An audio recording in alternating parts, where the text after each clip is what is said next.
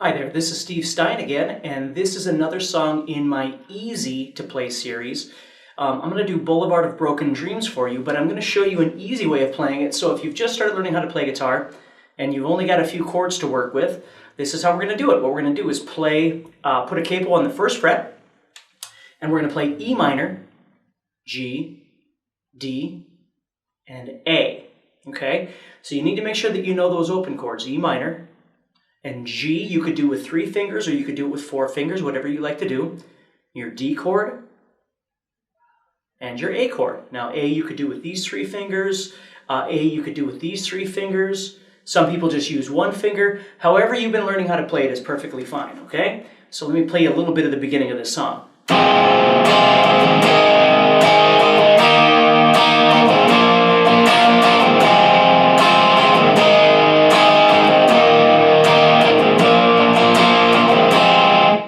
So the beginning of the song, again, remember you have to have this capo on the first fret to be in the same tuning that they're in on the CD. Okay? Now the big thing is understanding how to switch between chords. And if you've seen any of my other videos, I talk about this a lot.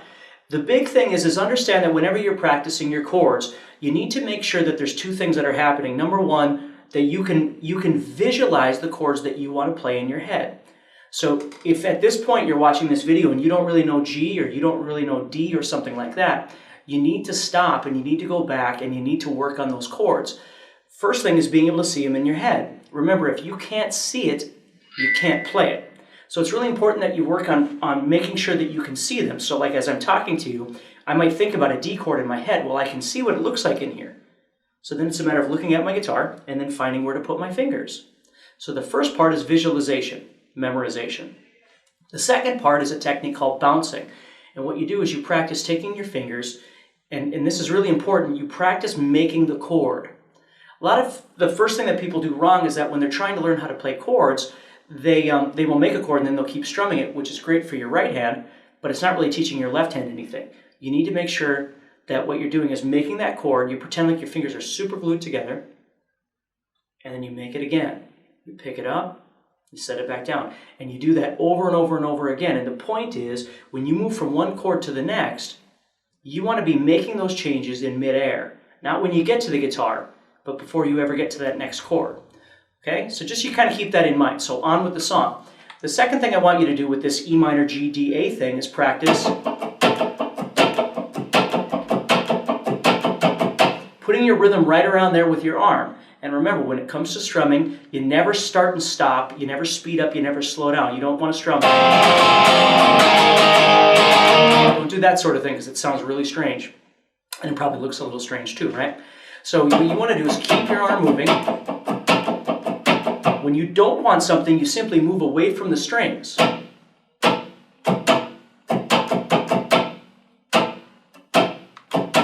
Now, the number one question people always have is, well, for any song is, well, what's the strumming pattern?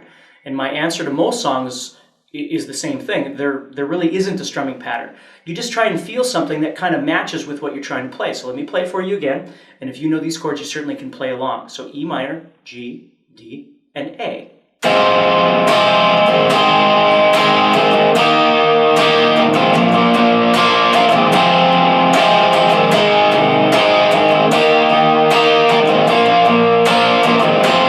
So you're hitting and missing, and if you haven't really done that before, practice scratching, and that's when you touch all 6 strings with your fingers. So you get a scratching sound like that. And practice making up things, moving your arm back and forth as you play.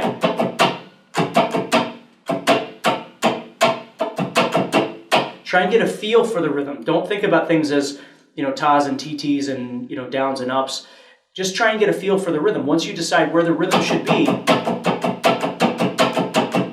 instead of hitting everything, try and create space by moving away from the strings.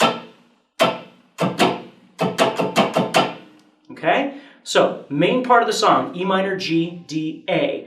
Practicing the bouncing, everything like that, practicing strumming to the song. And remember, you can play these 2 parts separately. The big thing about learning how to play guitar is understand that you should practice scratching to songs without chords. For 4 straight minutes or however long your song is, practice scratching. Try and keep your rhythm in there all the way to feel what your right hand is actually going to be doing. Then you go back and practice the techniques of chording like I just talked about. And then we start merging these two together. Okay, so how do we do that? Well, if you're new to this whole thing, one thing you could do is just strum once per chord. You might go.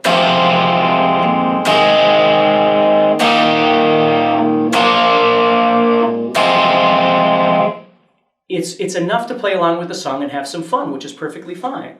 Okay, if you can do that, then maybe try strumming twice. Strum on 1 and 3 like this. 1, 2, 3, 4, 1, 2, 3, 4, 1, 2, 3, 4, 1, 2, 3, 4. If you can do that, try and strum all 4.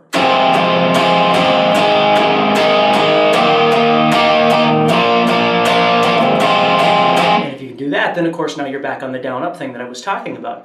And if you want to play a structured pattern to begin with, you know, play down, down, down, up, down, or something like that.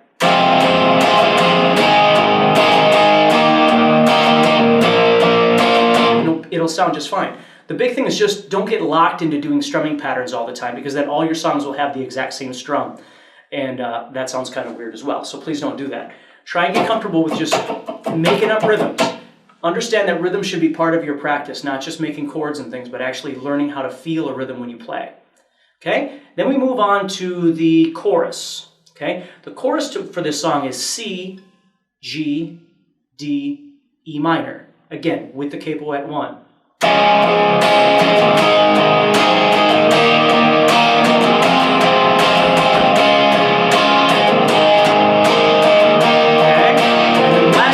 Do is you're going to move to the B7 chord. Okay, so the 4th time through, you're going to play C to G to B7. Okay, so here's the whole chorus: C, G, D, E minor, C, G, D, E minor, C, G, D, E minor.